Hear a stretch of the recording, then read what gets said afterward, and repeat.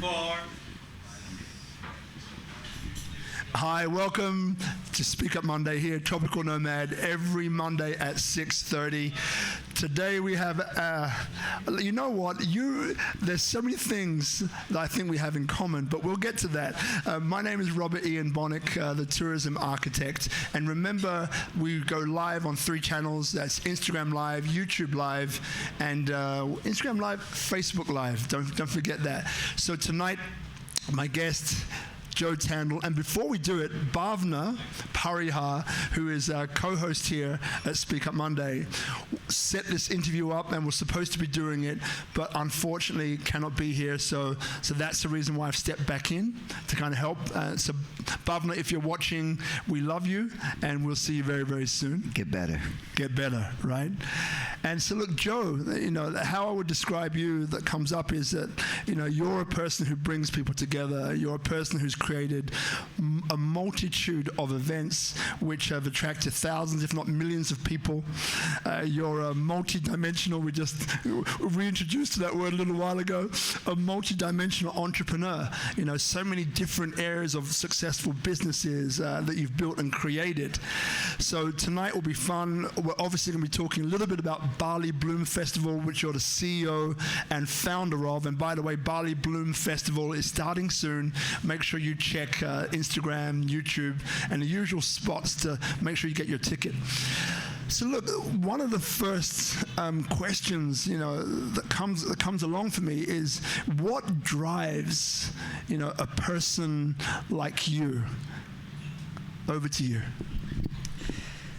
I think the drive underneath comes from a really deep-seated desire to be surrounded with incredible people doing incredible things, and really creating a space for people to allow them to take their passions and be able to express them in ways that they weren't able to do before. When we connect people together and give them a space to do what they love to do, you're just surrounded with complete magic all the time. And that's really what I desire for myself, is to be surrounded by magic and beautiful moments and ecstatic celebration, and really just this feeling of being held by community, being held by others, and just seeing the joy that comes out of that. So what drives me is that space of joy, that space of deep connection and knowing of each other, and feeling really accepted in myself, and having those open arms to accept others where they are. Love it. You know, love it, man. And one of the things that quite often we find is that, you know, people that really want to contribute to the world at large, who want to bring people together from different ideologies, ways of being, ways of thinking, ways of operating, you know, in this beautiful dance that we call consciousness of humanity, right? So quite often, what's behind that can be the opposite, right? So your life story, and again, there's places that we align all through, which makes me smile. You know, if somebody asked you, so how did this guy, Joe Tandle, who's created these amazing things, you know, like, how was his upbringing? And how did his upbringing either fuel or gift him with the gifts of contribution to create these incredible things that you have done? I think the way that my upbringing has fueled me into this place is, I think, honestly, is a feeling of being left out. If any of you guys felt like you were the outsider, the one that didn't fit in, and when you drop into that feeling, do you remember what it feels like to feel like, I don't fit in here, and I'm not accepted here? How does that feel? It's not good. And then the opposite of that is, how does it feel when you look around and people just love you for who you are and what you're doing, and see those talents in you and encourage those talents? that's where I want to be in. That's what I want to live in, and that's the world that I want to create. As you know, and if it's not out there, you have to build it, right? Yeah.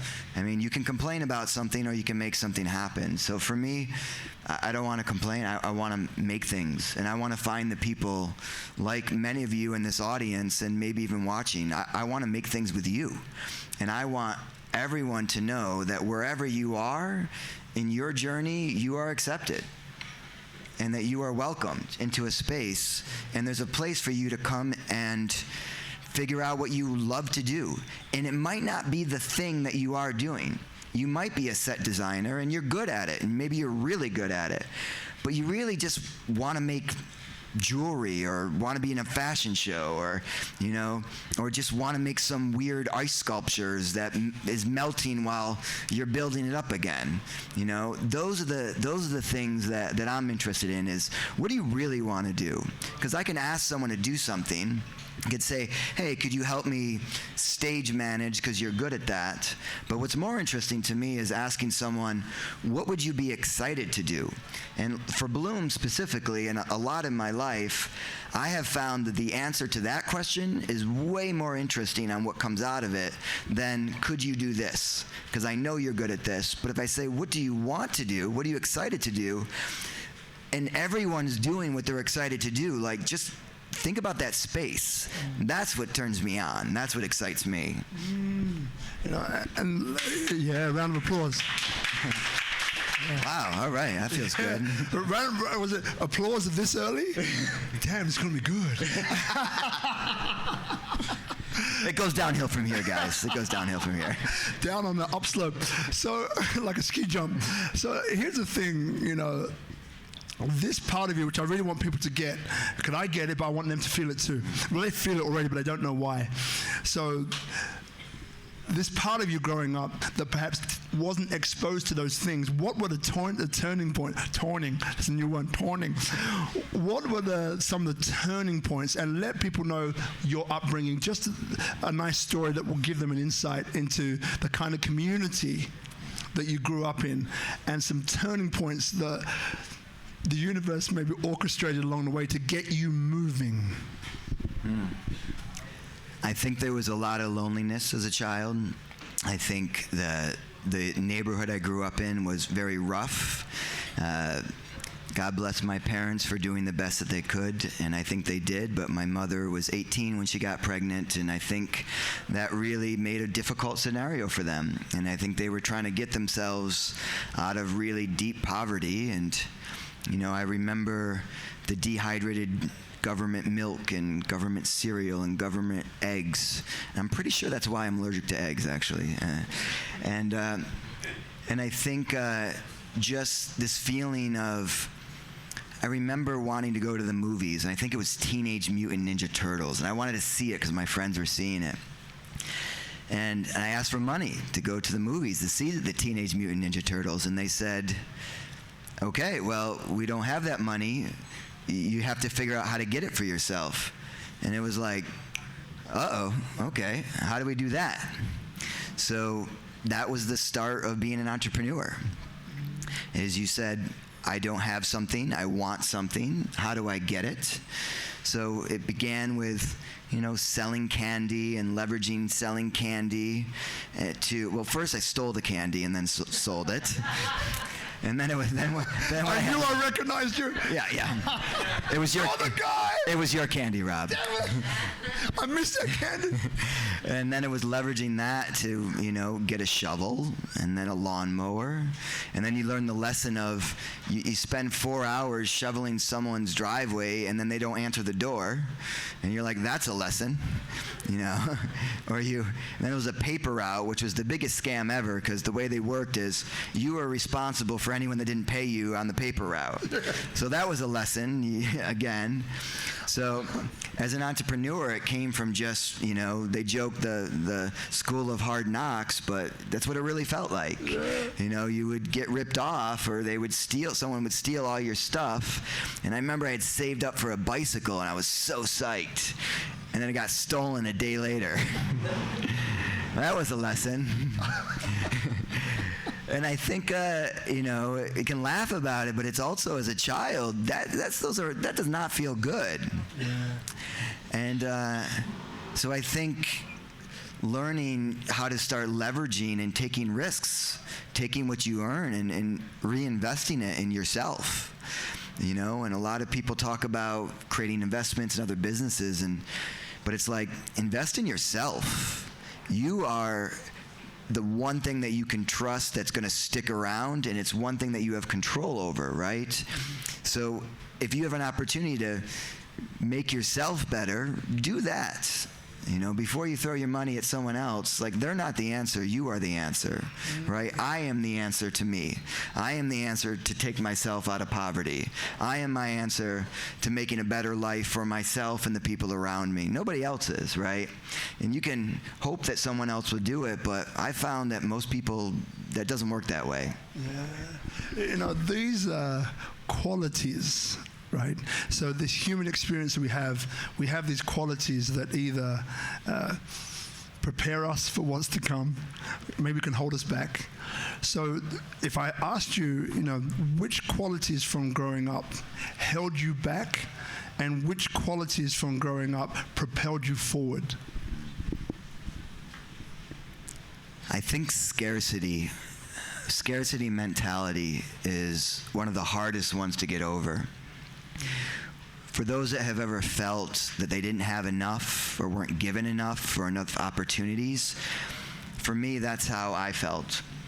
And I realized after many years of building businesses and creating wealth and community, and at some point I looked around and I was like a squirrel. I was so scared that I was going to go back to having nothing, that I was just protecting it. And at some point I realized, wait, what do I really need here? What's important to me? And what is it that I have that's necessary for my happiness? What brings me joy? What brings me happiness? And what just creates weight? And I started playing with this idea of, how much do I need? Part of my journey was I packed a carry-on suitcase, and I decided to go around the world for 9 months. And my rule was, if I could buy whatever I want, but if I bought something, I had to give something away. This is it. This is my space. Yes. And what that did for me was go to Burning Man without a tent, without a place to sleep, without a camp, without any projects, and without the costumes. And I brought white pants, white t-shirt. I brought enough food for myself and a suitcase, and I got a bike with a basket, and I went to the desert, and I dropped my stuff in the middle of the desert in what's called open camping, and no place to stay. And my rules for myself was, I could not take anything from anyone. Couldn't ask for anything. I couldn't say, hey, can I sleep in your tent? Or can I get some food? Or can I be here? I just had to survive on my own. And that was scary for me and edgy, because again, this idea of scarcity and abundance, right? And being in the desert, it gets really hot at night, or hot during the day. It gets very cold at night. And I brought enough stuff but it wasn't a lot. It felt very minimal.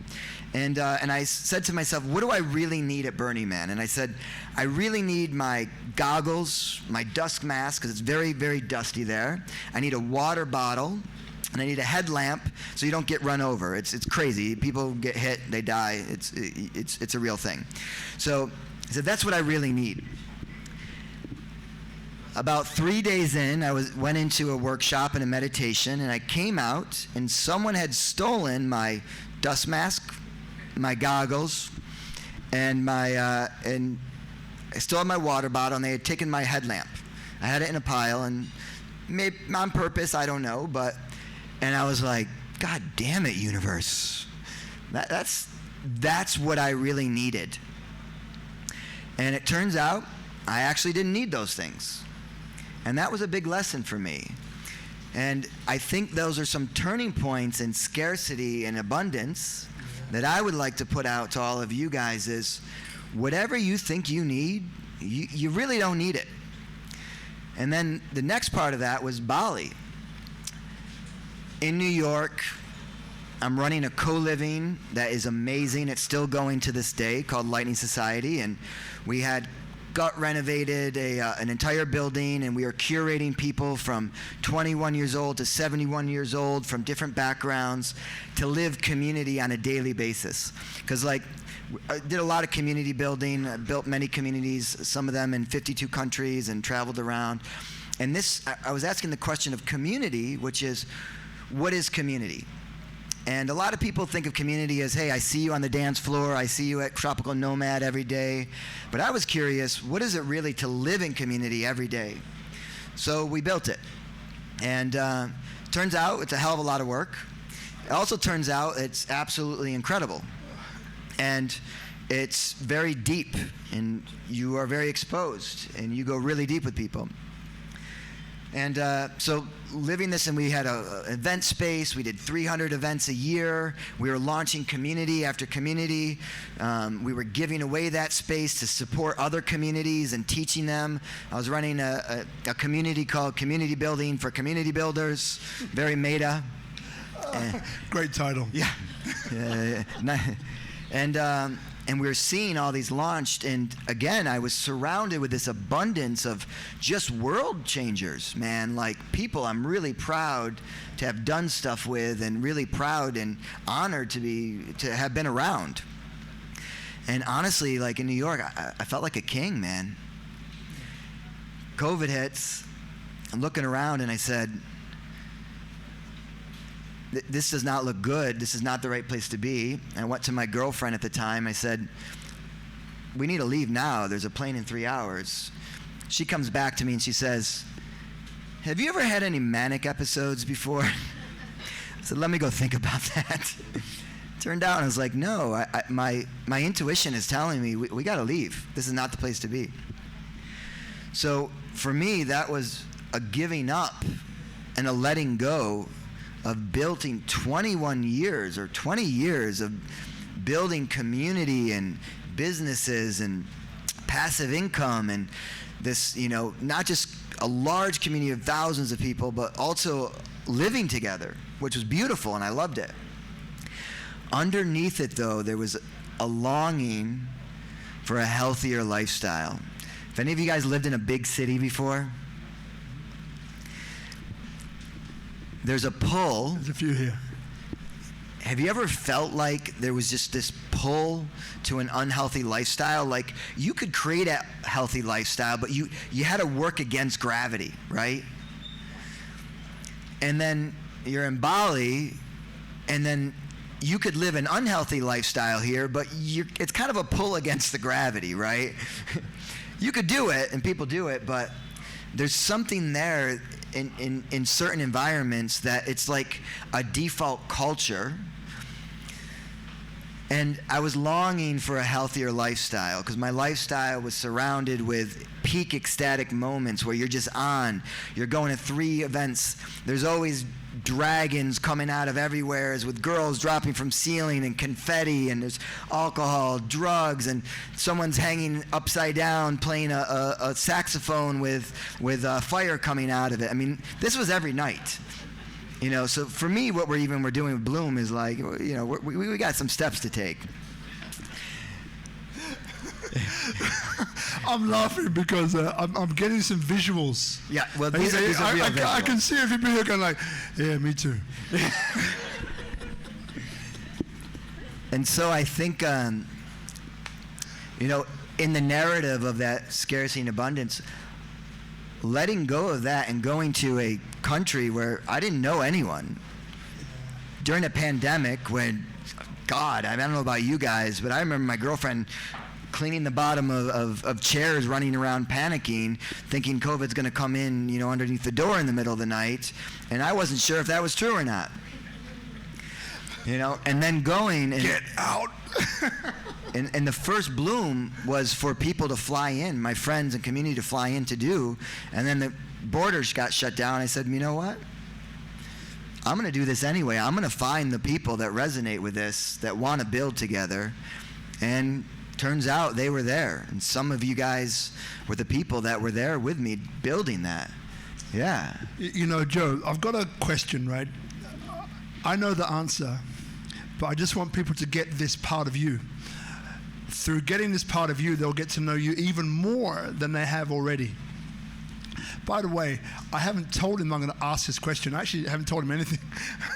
We're just here having a chat. But this is important, right? So because people out there might be wondering a couple of things. One, the intuition. How did you recognize it? Where did it come from? We'll get to that question afterwards. But you shared something with me a while ago. Part of me is like, don't ask him that question, but I have to, all right? So to fund Bali Bloom Festival, what did you do? Yeah, well, the sad truth is we pay for everything up front, normally on credit cards, and just pray to God that we're going to make it back, you know? And that's been a challenge, and I knew it was going to be a challenge because when you're an artist, when you're a musician, when you're a producer, the normal exchange here is someone gives you money, you give them a service, and that's what happens, right? You know, how transparent should I be here? Well, I'm going to be transparent. All the way. Yeah. So I got about $80,000 US on credit cards. We still haven't hit that number, and I feel okay with that. And what we do is we have a ticket price. It's pretty high for Bali. It's extraordinarily high for Bali. And what we do is we say to people, meet us where you are. You want to be there. You want to contribute something of your passion.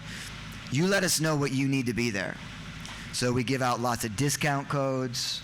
You know, everyone wants to come for free. They're like, I'm giving a 2-hour workshop. You know, can I come for free? And the answer is, that sounds great. We'd love to do that, but this festival would cost probably around $600,000 US to produce the festival. I know that more or less to be true. Maybe even a little bit more, to be honest with you. So what we say is, where are you? Like, you want to be there?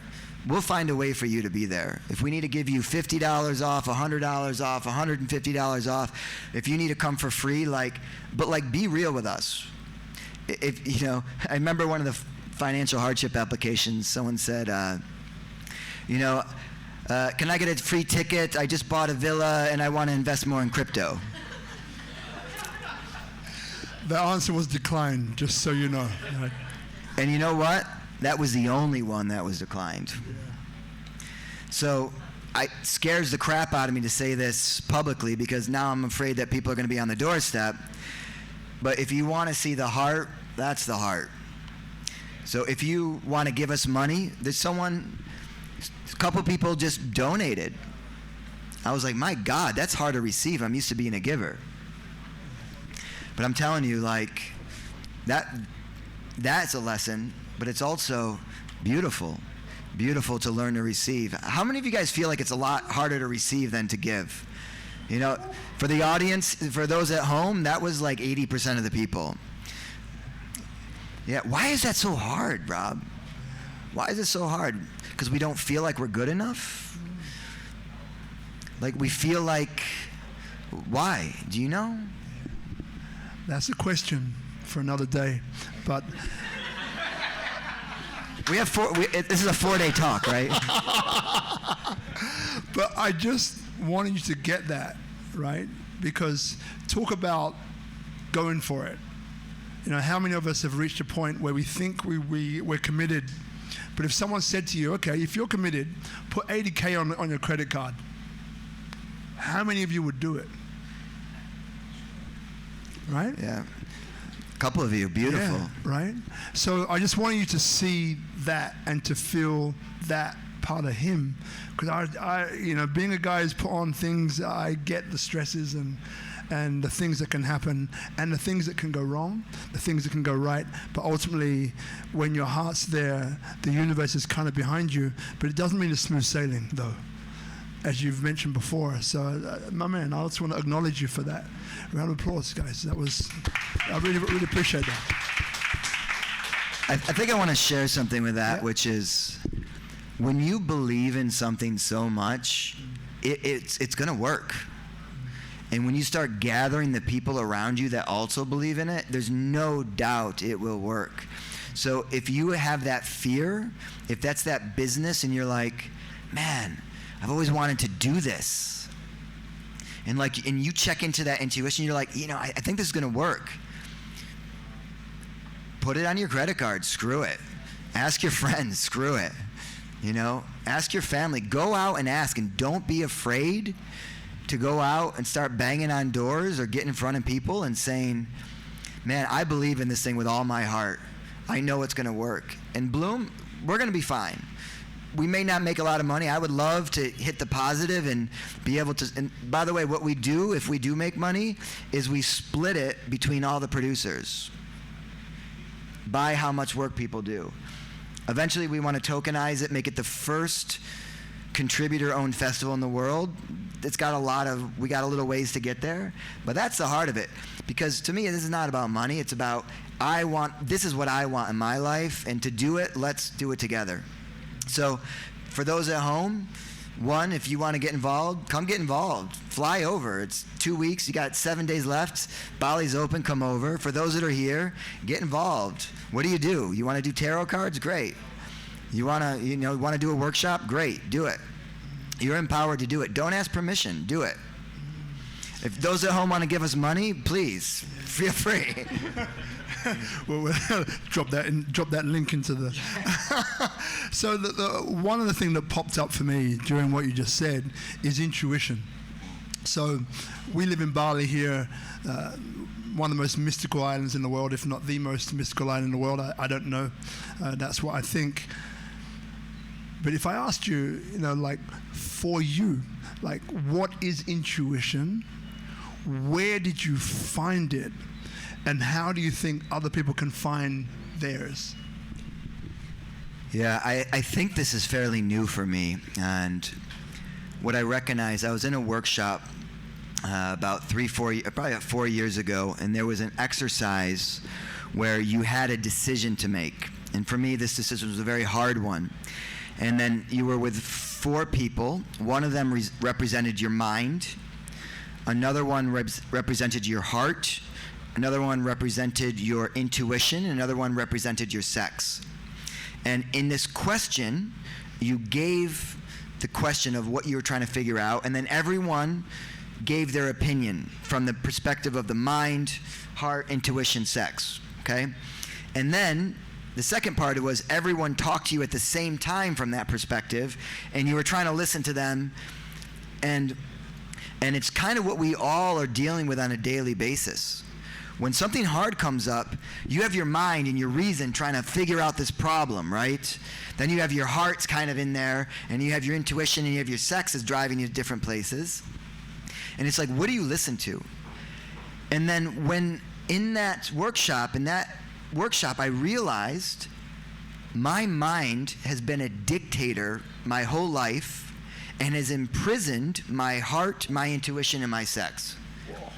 Because when you are in a place of scarcity and afraid of your physical safety, of where you're getting food, where you're getting money, if someone's going to rob you, if you're going to have a place to sleep, you go on your mind. Your mind is like your mind is trying to, this puzzle, right? That's kind of unlock the puzzle of how do I find these things? And I realized, oh my God, my mind has literally taken over all these other parts. I cannot even hear. I have no idea what my heart is saying. I have no idea what my intuition or my sex is saying. And then I stopped and I said, thank you, mind, for getting me to this place. You navigated very, very well. Thank you so much. You can rest now. It's time for you to let go of control, and your heart's got to drive, your intuition's got to drive. And for me, that was the start of it. And then it's a tuning in of knowing, what am I really supposed to do here? There's interesting things that I've studied and looked into.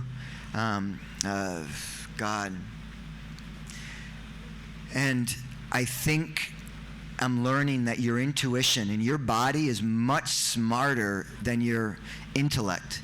And I actually believe that our reasoning, our minds in evolution is actually much more nascent in our bodily evolution than our intuition. And I think we can even prove that very quickly. Look at the woman's menstrual cycle. Look at the pregnancy, how life is born. Do you know how much science really understands of that? Do you need to think about getting pregnant and birthing a baby? You don't have to. A woman's body knows exactly what to do. Women tend to they need to be our leaders in intuition. Really. Listen to the women around you that are in tune with those. They know what's going on. We as men need to learn how to do that better. And when we tune into that intuition, we always know the answer, which way to go. Always. Some say it's the universe, that we can tap into the source power. Some people call it God. Whatever you call it, it's in there. You have access to that. I'm sure of it. So when that hard decision comes up, stop. Don't reason. Take the time. Quiet your mind. Your mind's going to want to try to solve the puzzle. That's cool, but put it aside for a second and go, do I go left or do I go right? And you know that answer. And for me, even in business, I found this in business, man. Sarah Blackout does go talk to Sarah Blackout about this. She does a workshop at Bloom called Advanced Intuition for Entrepreneurs. She blew my mind. That intuition is a knowing. Tune into it. Love it. Yeah. Love it. Yeah. You know, like, it's interesting because, so as I mentioned before, our sister Bhavna, you know, she was going to do this interview. And I know Joe before, but Bhavna was going to do it. And they met earlier on this week, and, you know, I looked at, you know, Bhavna sent me, she's watching, she's going to laugh at me. You didn't tell them, Rob. Maybe not quite like that. But I looked at the notes that she wrote on an hour conversation that you had about what you're going to talk about and discuss. I don't use notes. Some of you probably can realize that. It's like, this guy's got no notes. I go with what is, and we move with whatever energy is here. But I'm so proud of her because there are so many elements to you that we probably won't get time to cover today. And I just want to acknowledge her, you know, for like setting up that container the way that she does. You know, so Sister Bhavna, just letting you know that you are here in spirit, my darling. So thank you very much indeed. Okay. Next thing is other questions. So we have a third microphone. So do you want to check? Guzman, do we have a third microphone? Yeah? Great. So this microphone, just put your hand up, and then you get a chance to ask some questions. Remember, by the way, that if you have a question, there's no such thing as like a silly question or like, I can't ask that. You must. Why? Because there's a collective intelligence that we all have here today. And if you don't ask that question, you're doing a disservice to somebody else who would really love to ask that question, but hasn't got the courage to actually do it, right? So just think like that, all right? So do we have that microphone, Guzman? Yes. Yep, so just put your hands up if you have a question. I know some of you do. Now, Joe, so what we haven't covered, right, is this illustrious career that you've had, right? So maybe what we'll do, we'll touch upon that. So you've been in multiple different industries with huge businesses, and you've done extremely well. So navigating, as we've discussed about the head, the heart, intuition, you know, is there a common theme that people here could be guided by on the way to discovering whatever success is for them? My encouragement to you all is figure out what you really love to do. Just do that. Screw the money. The money will come. You'll figure it out. If you're just like, I love this, man. I wake up doing it, thinking about it. I go to bed doing it. That's it. You don't got to overcomplicate it. You don't got to figure out anything but that. And then just keep doing it every day and be consistent about it. You know, because ultimately, you can do something that tries to make money, but why? Who cares? What really matters besides the joy you have on a daily basis and who you're doing that with? So, like, tune into what you really, really love, and then just keep doing it, and then ask people for help. Hey, I love doing this thing. Do you have any ideas how I can make money at this? People around you, they'd love to help you. I'll help you. Might not give you good advice, I don't know, but you can try. So I think that's really it, Rob. Do what you love. And it sounds so simple. Yeah. And also just like do it with people you love to do it with. Mm-hmm. Man, that's been a hard lesson. Business partners are a hard lesson, man. It can feel worse than a divorce. You know? People that you really love. So do it with those that you love, but do it with people that have really good communication skills. That's the first thing you need to look at in a partner. Because if there's red flags in the beginning, it's going to go to hell very quickly. If there's all green flags, it's still going to be very difficult, but you'll get through it. I guess this is the same. This is probably the same for romantic partners, right? Bali Bloom. So the microphone now. You promised you've got 2 questions here, and I'm going to prep you. So remember, we said you're going to ask him a really difficult question. No pressure, but you have 2 more questions to go. Then I'm coming back to you. You have time to think. All right. So over to you, Denise. Hi. Do you feel like you know exactly what your purpose is in life? And if you do, how did you come about to that point to discovering what that is? How many hours do we have? A few. So my journey for me was coming from very heavy religion, very strict and conservative religion. And in religion, they give you all the answers, right? They give you the guidebook. So when that wasn't feeling good, all of a sudden the rug was pulled. All the purpose is not there anymore. Then you go, what's my purpose? So you start asking other religions, and that doesn't really resonate. And next thing you know, you're on your own. You got to start answering those questions on your own.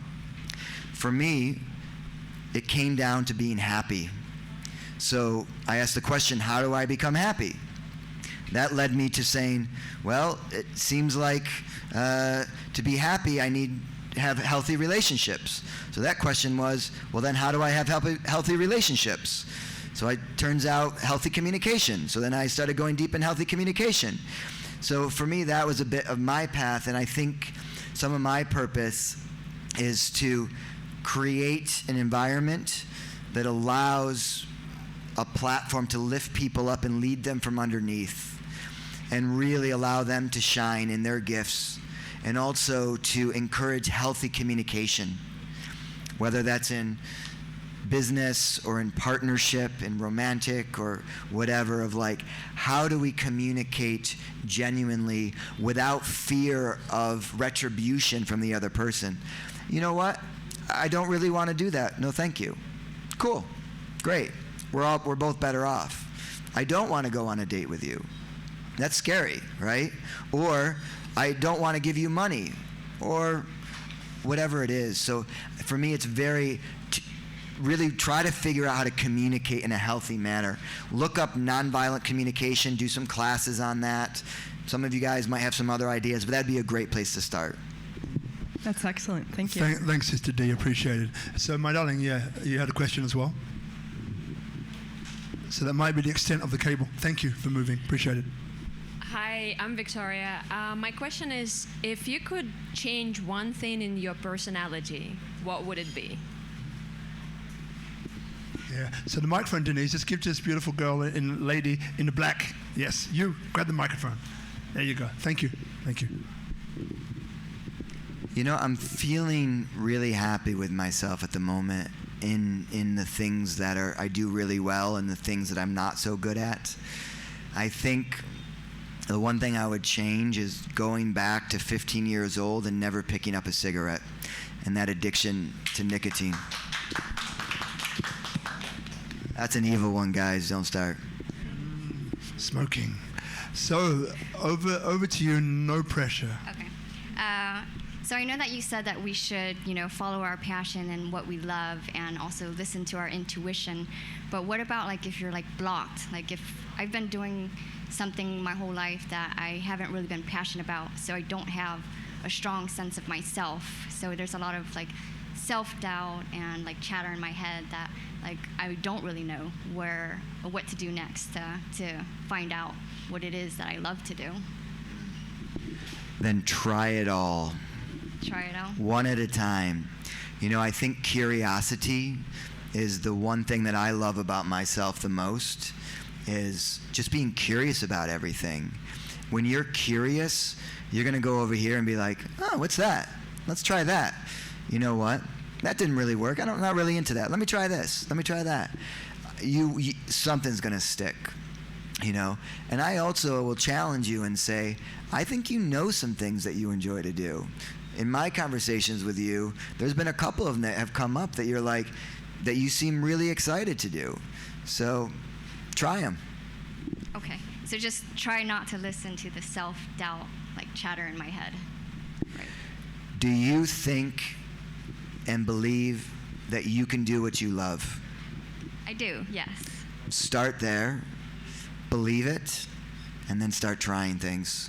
And I promise you it'll come together. Do you think it's going to come together for her? Yep. Everyone here does too. Yeah. Great question. Thank you very much indeed. So any other questions? So yeah, if we just slide the microphone over there. Yeah. Maybe just come towards it a little bit because it's snagged on a chair, but it's okay. Yeah. On a lighter note, please share with us how you found the location for Bloom. Sorry, how did you find the location for this Bloom? Yeah, so there's a group out there.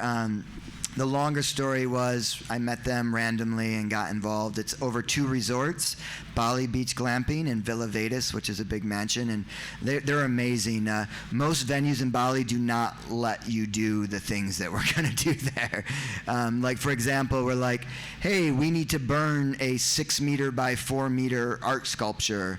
And they're like, yeah, it's okay. Just we'll get someone to come in. You're just going to have to pay for the grass to get laid the next day. We're like, okay. Sounds good. Beautiful. So any other questions? Bob, you got the microphone in your hand? I'm ready to pass it to anyone. All right. So Zach, I'm coming to you, brother, because I know you have a question. So everybody, Zach is an incredible man. I've known Zach for a good couple of years now. And Zach actually is responsible for putting us together. We connected a long time ago, but we lost touch. And it was Zach who was saying, look, Rob, your show, SpeakuP Monday, I think Joe would make a great guest. And Zach's someone who I love and trust. So I was like, sure. Not anymore, huh? No, I still love and trust him. He looks a bit like Jesus as well. Have you guys seen? So do you, actually. There's a couple of, anyway, we want to go there. He was blacker than me. Don't start us. He was dark from the Mediterranean. I don't believe in white Jesus. Unbelievable. So brother Zach is also working with Bloom. He's put in a titanic amount of hours every week to make sure that this is going to go ahead. So he's one of the guys who's a linchpin that this man trusts huge time to deliver this festival. So Zach, put you on the spot because I could sense you had a question. Wow, that's quite an introduction. I wasn't expecting that at all. Thank you. I appreciate both of you guys very much, and I'm happy to be here and to support everything that both of you are doing. Joe, you mentioned how much easier it is to give than to receive. My question to you is if you can elaborate on why it is that you want to give so much. I think what Burning Man has taught me is the space that is created when everyone is giving. That's the space I want to be in. And I think giving, it feels circular.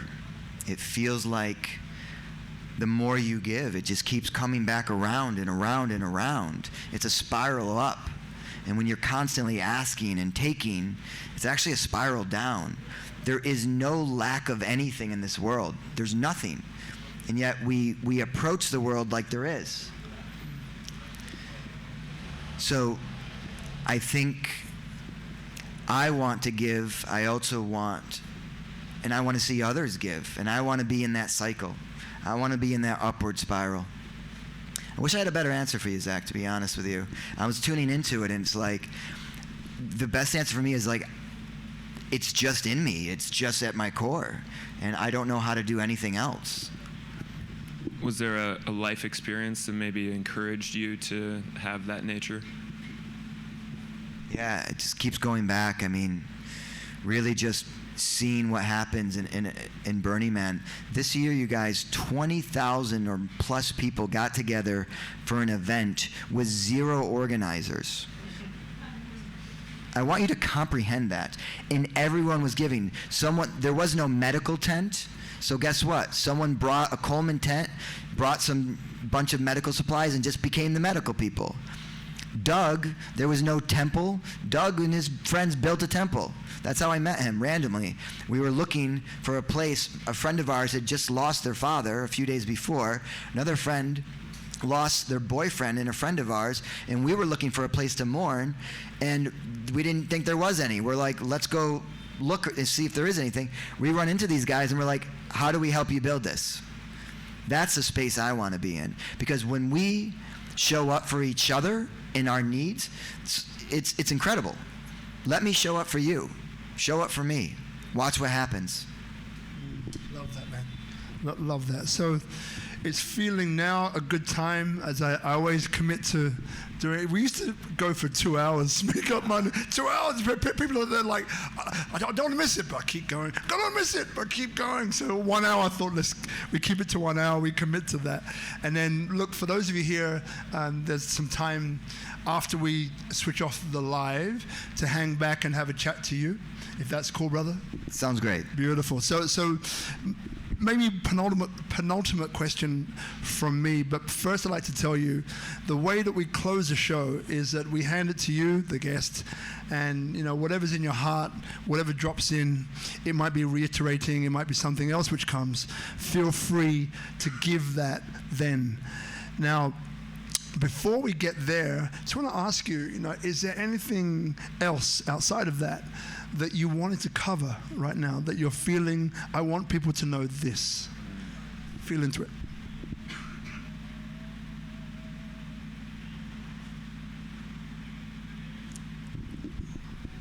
I want all of you to know that you are loved and accepted right where you are. You don't have to keep doing these courses if you don't want to. You're good. You can, but just make sure you come out of that process. Go into your process and then come out and go share it with the world. Go share your heart.